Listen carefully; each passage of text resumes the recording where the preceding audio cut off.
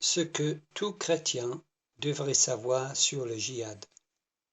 N'hésitez pas à partager.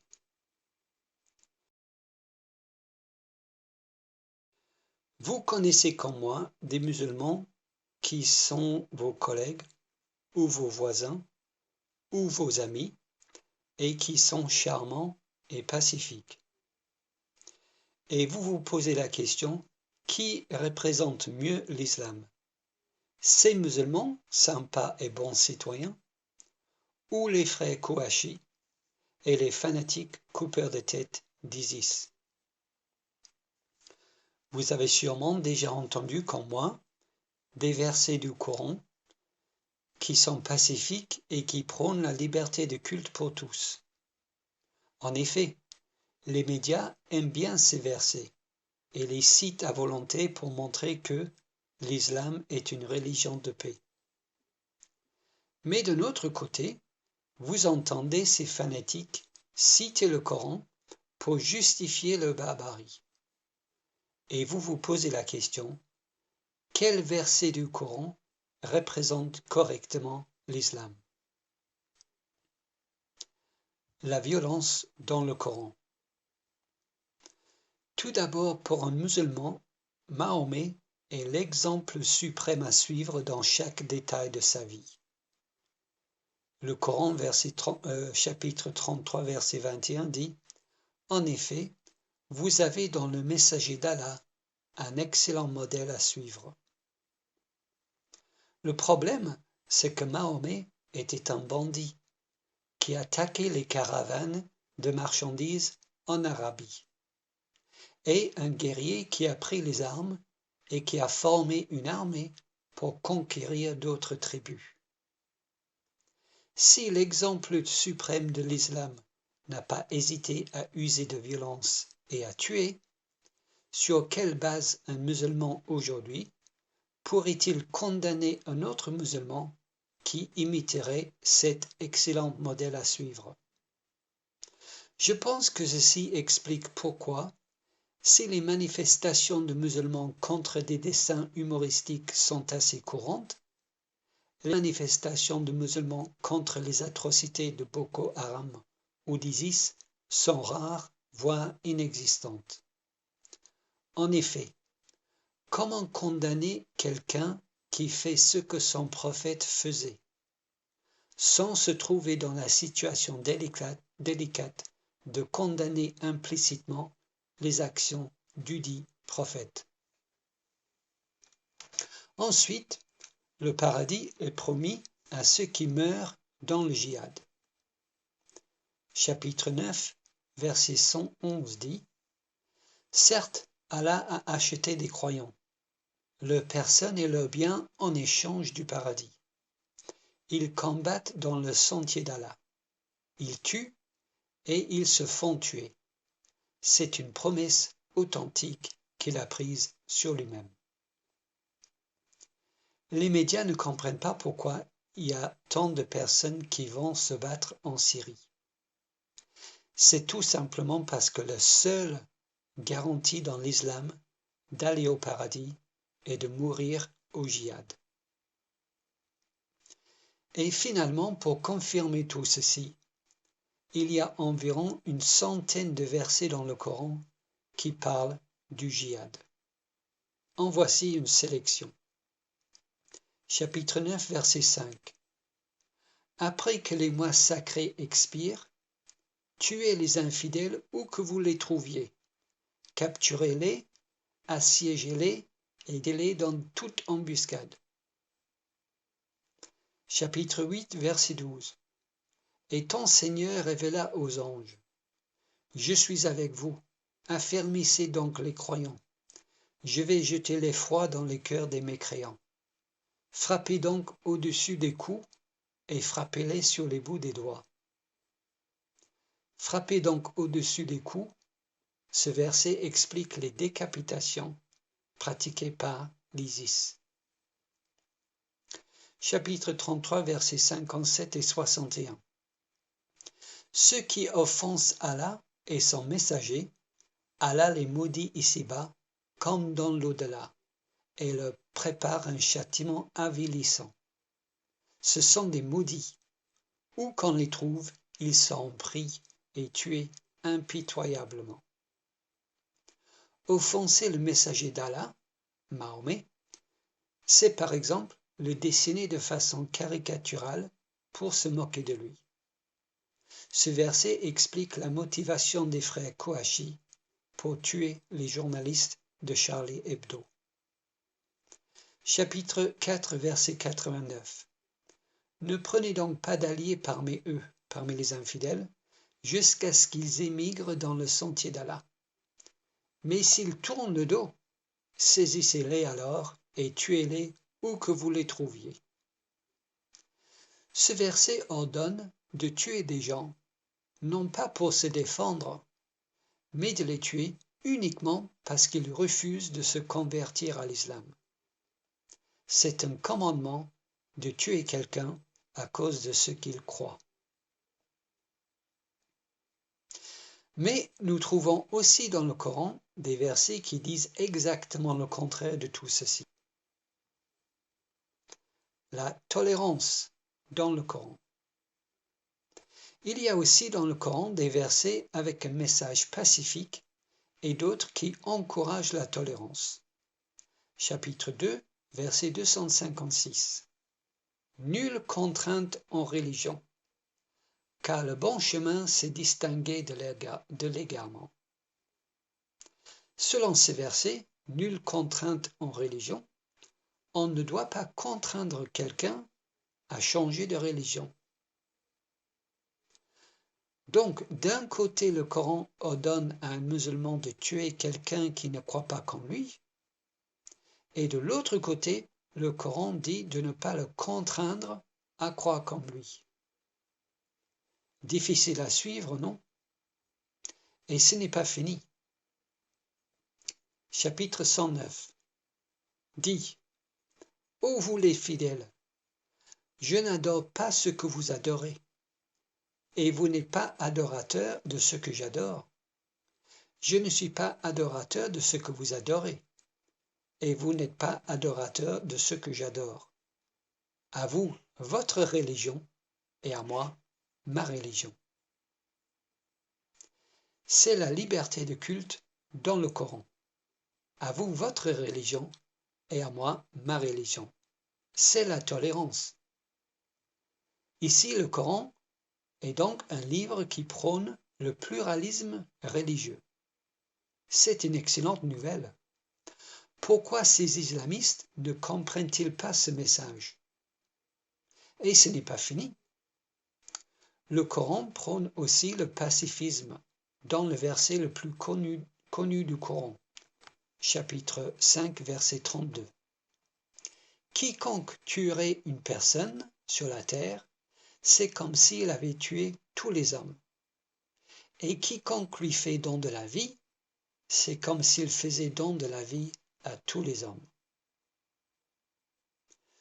Donc, d'un côté, le Coran promet le paradis à celui qui tue un infidèle, et de l'autre côté, dans ce verset emprunté du Talmud, le Coran dit que tuer un homme, c'est tuer tous les hommes, et sauver un homme, c'est sauver tous les hommes. En lisant le Coran, on ne sait pas trop sur quel pied danser. Conclusion. Soit le Coran est un livre contradictoire, soit ces passages ont tous un contexte qui permet de les comprendre. Or, le Coran est un livre contradictoire, mais pas sur le sujet du djihad. À ce propos, vous pouvez voir ces contradictions internes, les contradictions internes du Coran, en visionnant mes vidéos, le dilemme islamique et la vidéo apologétique et si Dieu te mentait, dont voici les liens. Mais sur le djihad, le Coran ne se contredit pas, car il y a une très bonne raison pour ces contradictions apparentes que je vais vous expliquer maintenant. La lutte pour l'islam dans le Coran s'appelle le djihad. Quand nous pensons au djihad, nous pensons souvent à la guerre et à des actes de violence. Mais le djihad est beaucoup plus subtil que cela. Le djihad avance par étapes. Le djihad a 3 niveaux d'intensité, car ces niveaux reflètent l'influence grandissante de Mahomet parmi les tribus en Arabie Saoudite au 7e siècle. Je dis bien que le djihad a 3 niveaux d'intensité parce que ces niveaux reflètent l'influence grandissante de Mahomet parmi les tribus en Arabie Saoudite au 7e siècle. Niveau 1, le djihad furtif. Niveau 2, le djihad défensif. Niveau 3, le djihad offensif. Regardons chacun dans le détail. C'est très instructif pour comprendre ce qui se passe autour de nous. Niveau 1, le djihad furtif. Mahomet commence à recevoir ses révélations d'Allah en l'an 610 après Jésus-Christ, à l'âge de 40 ans, lorsqu'il habite dans sa tribu à la Mecque. À l'époque, les habitants de la Mecque étaient des polythéistes. Quand il commence à recevoir ces révélations, Mahomet se proclame prophète et essaie de convertir les gens de sa tribu à l'islam. Mais au début, il n'a que peu d'influence. Il est en infériorité numérique à la Mecque et craint donc la persécution des polythéistes. C'est donc pour cette raison que les révélations que Mahomet reçoit à cette époque préconisent la tolérance religieuse et le pacifisme. Nulle contrainte en religion. À vous votre religion et à moi ma religion. Mahomet n'a tout simplement pas assez d'adhérents à cette époque pour créer une armée et pour imposer sa religion aux polythéistes par la force. Donc, il véhicule un message pacifique et tolérant pour ne pas être persécuté lui-même. Il est vrai que Mahomet promet une punition aux infidèles, mais les messages du Coran révélés à cette époque, qui enseignent qu'il y aura une punition pour les infidèles, soulignent que cette punition viendra uniquement dans l'au-delà. Il brandit donc la menace d'une punition spirituelle, mais jamais d'une punition physique et temporelle. Bref, Mahomet joue le rôle d'un prophète classique à cette époque, et non pas d'un guerrier. Quelqu'un pourrait protester et dire que les versets pacifiques que j'ai cités plus haut viennent d'un peu partout dans le Coran. Il y en a même qui viennent du chapitre 109 sur les 114 chapitres du Coran. Ils ne peuvent donc pas tous venir des débuts du Mahomet, car même à la fin du Coran, on trouve des versets pacifiques et tolérants, ce qui réfute ma théorie d'une tolérance pratiquée uniquement au début de sa mission. Mais avancer cette argumentation, c'est méconnaître le Coran.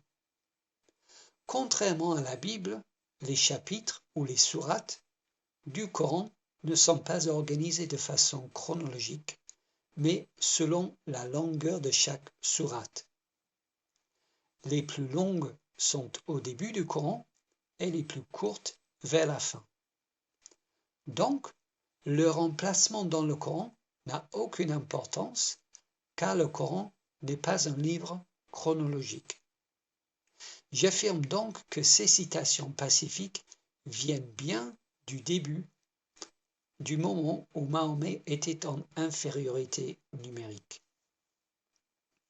D'ailleurs, le fait que Mahomet a véhiculé un discours de paix alors qu'il était en infériorité numérique est confirmé aujourd'hui par le discours des musulmans dans des pays non musulmans.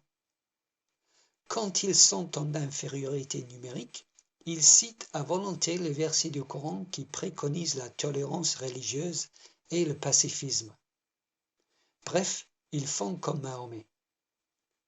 Par contraste, dans les pays où les musulmans sont très majoritaires, comme l'Arabie saoudite, l'Iran, le Soudan, etc., la tolérance religieuse n'existe pas. Cependant, on aurait tort de penser que cette tolérance affichée de Mahomet à ses débuts était sincère. On aurait tort de penser que cette tolérance affichée de Mahomet à ses débuts était sincère. Pourquoi? Parce que selon l'historien musulman Tabiri, tome 6, page 95, pendant ce temps où il réclame la tolérance pour les musulmans, Mahomet se prépare à conquérir le monde pour Allah. Abu Talib envoya chercher le messager d'Allah, et lorsqu'il vint, il dit « Mon neveu, voici les chefs et les nobles de ta tribu.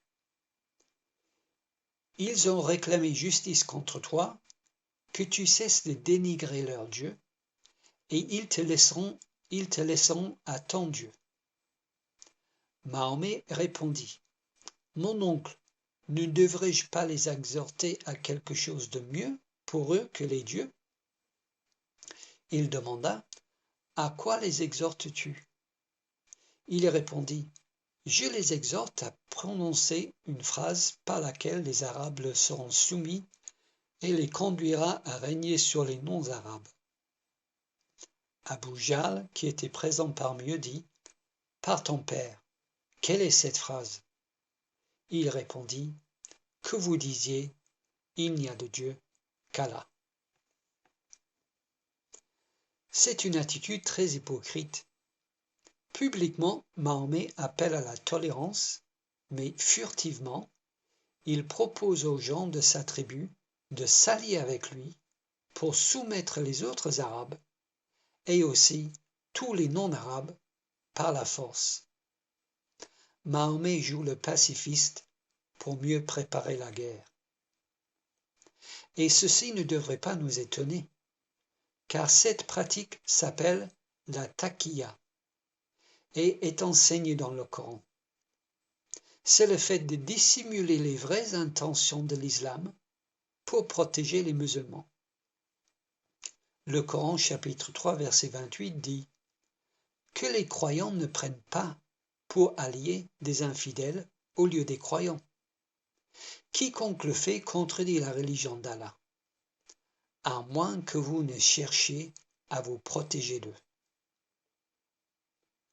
Abu Darda, un compagnon de Mahomet, résume la pratique ainsi. « Nous sourions au visage de certaines personnes, mais notre cœur les maudit. » Un autre élément très important dans le djihad furtif est le positionnement en statut de victime. Mahomet utilise cette arme psychologique pour provoquer la compassion des chrétiens d'Abyssinie et les juifs de Médine pour qu'ils viennent l'aider contre les habitants de la Mecque qui le persécutent. Ce qui est intéressant ici, c'est de voir la raison que donne Mahomet pour cette persécution qu'il subit de la part des habitants de la Mecque. Il dit que, chapitre 22, verset 39, « Allah est certes capable de les secourir, ceux qui ont été expulsés de leur demeure, contre toute justice, simplement parce qu'ils disaient « Allah est notre Seigneur ». Selon Mahomet, dans ce verset, les musulmans sont expulsés de la Mecque tout simplement parce qu'ils disent « Allah est notre Seigneur ». Autrement dit, ils sont persécutés juste parce qu'ils sont musulmans. Mais le problème avec cette version des faits est qu'elle diffère des autres sources islamiques. Nous avons déjà vu que les gens de sa tribu ne le persécutent pas parce qu'ils ne croient pas comme eux, mais parce qu'ils dénigrent le Dieu.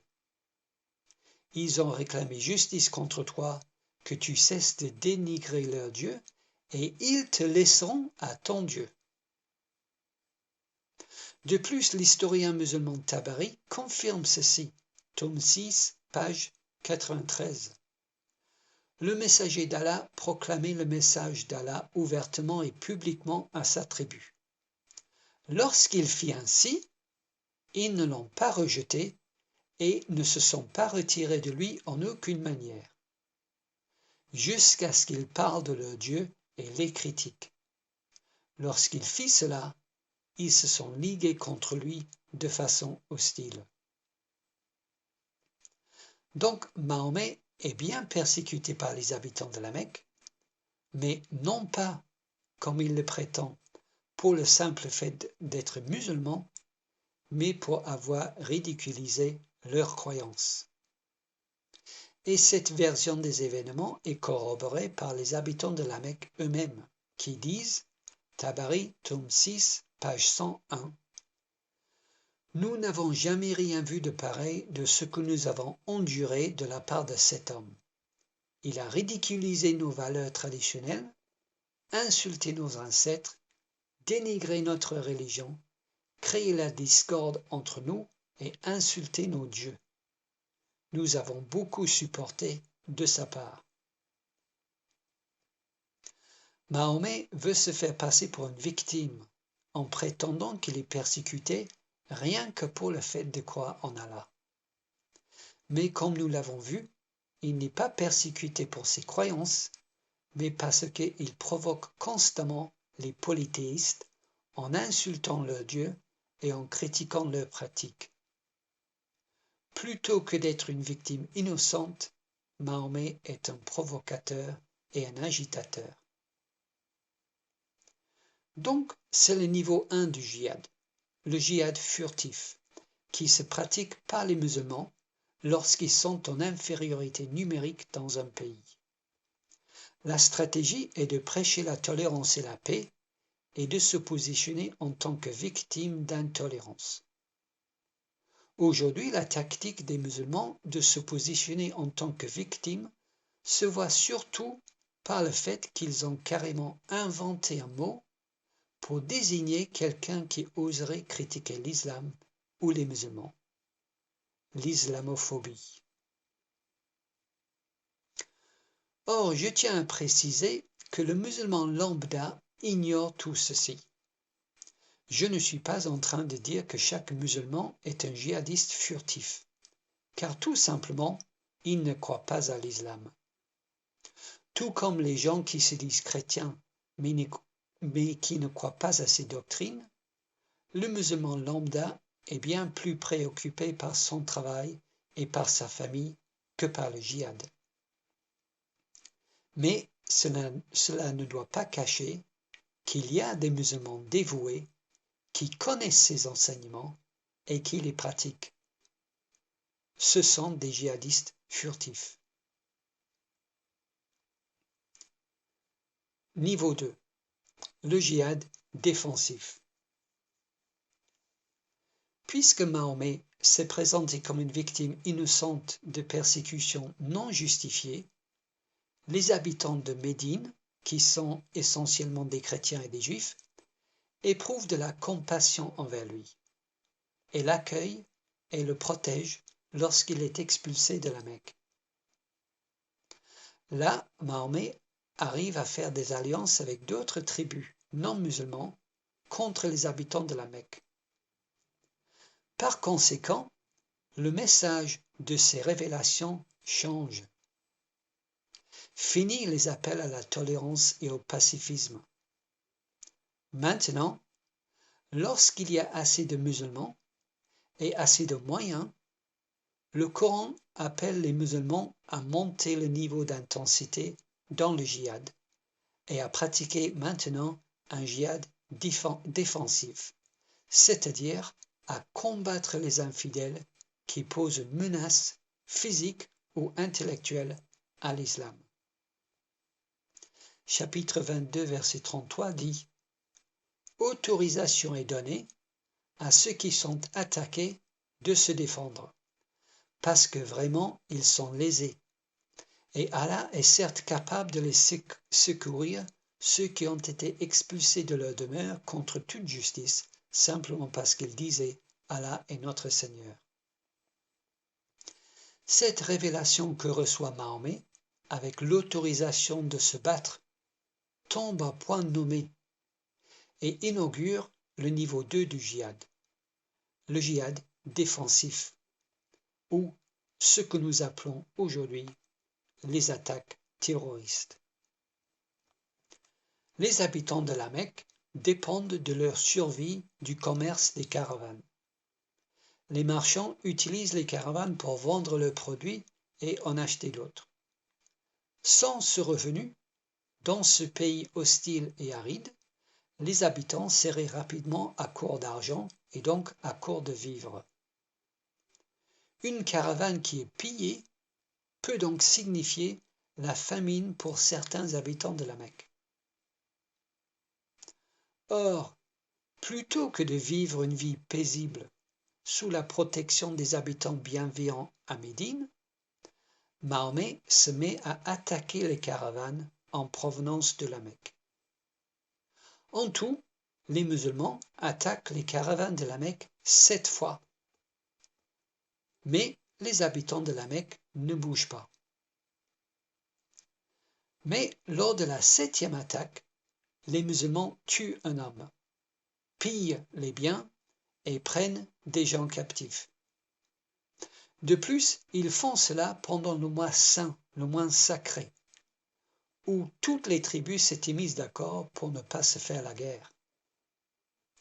Suite à cela, les habitants de la Mecque, qui essayent jusque-là d'éviter la guerre avec les musulmans, comprennent que ces derniers ne vont pas cesser d'attaquer leurs caravanes et donc que la survie de la ville serait bientôt menacée.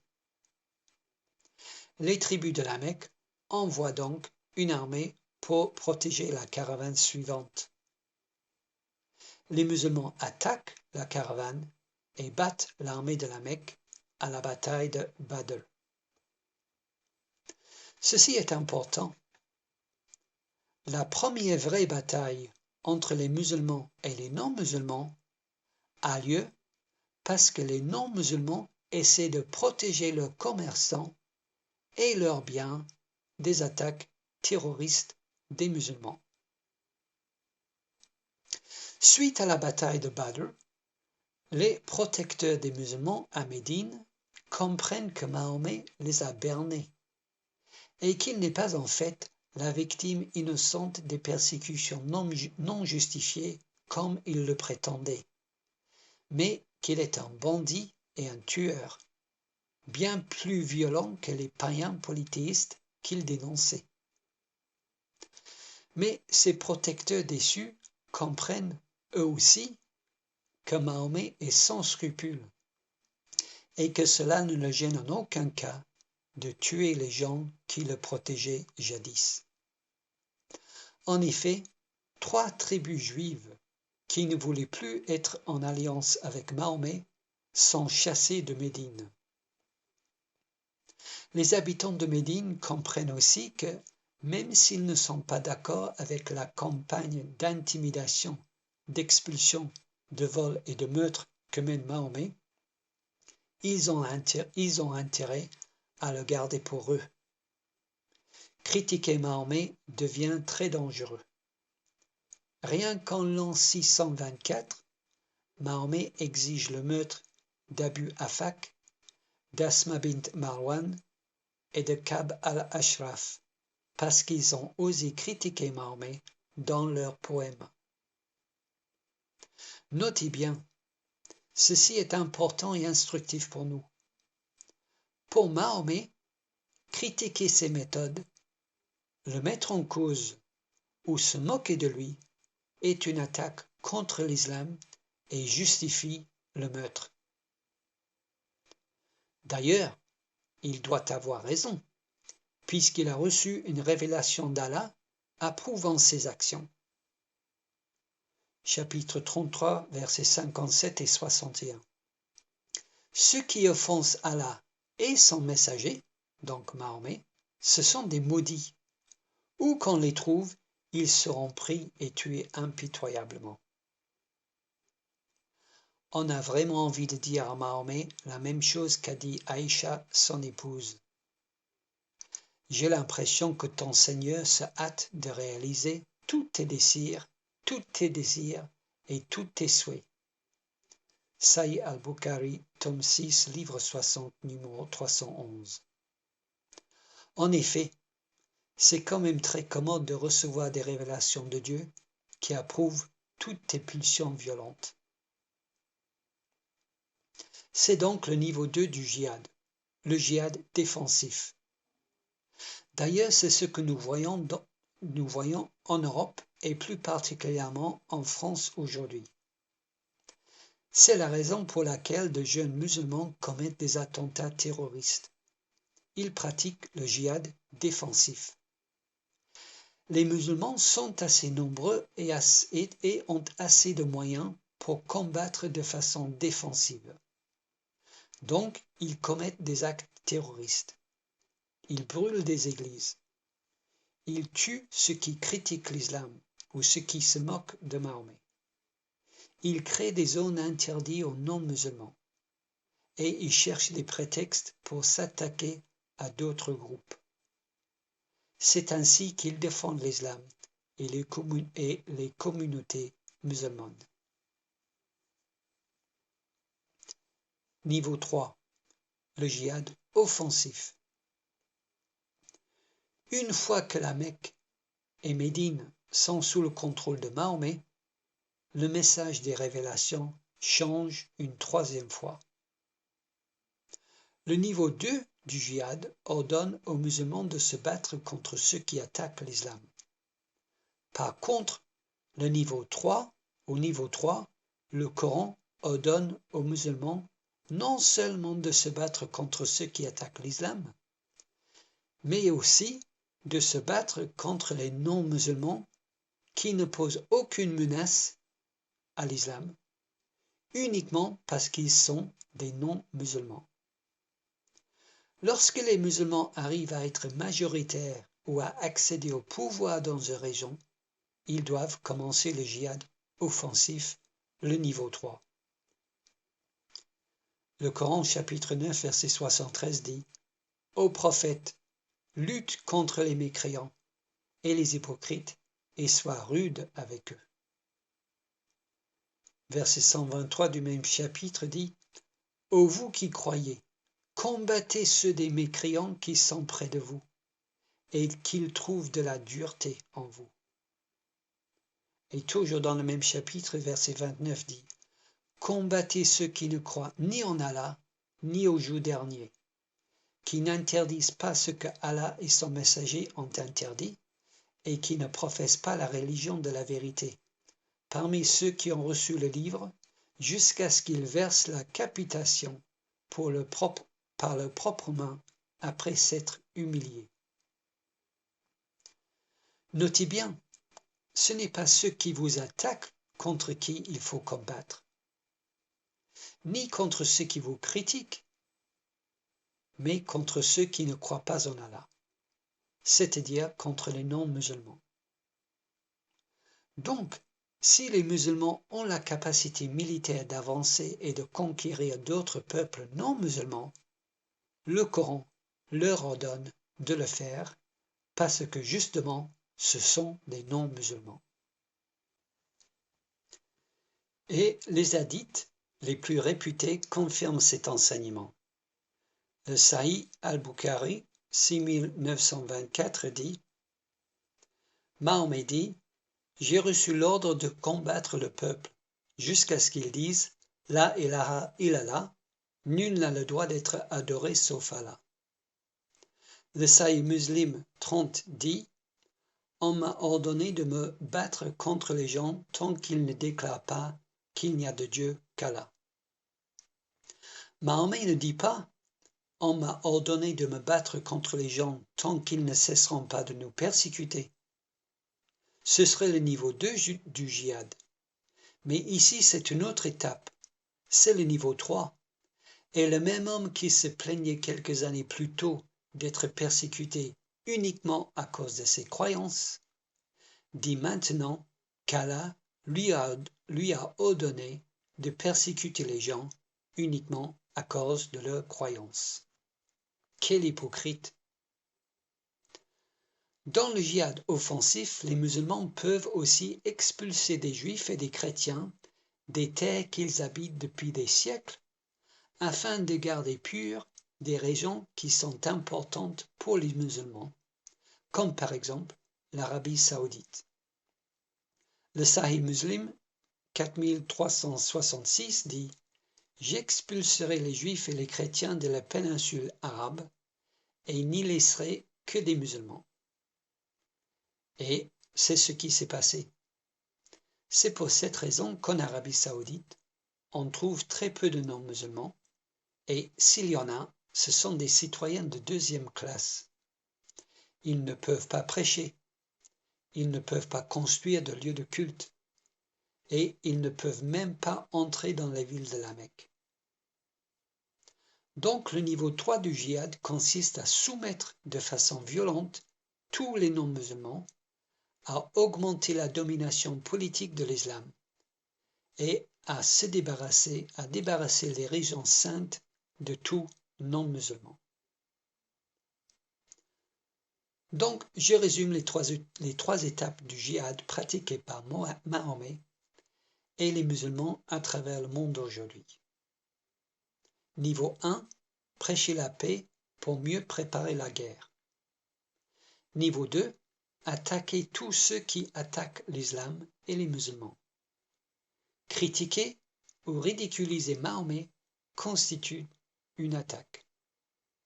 Niveau 3, contraindre par la force tout non-musulman à se convertir à l'islam.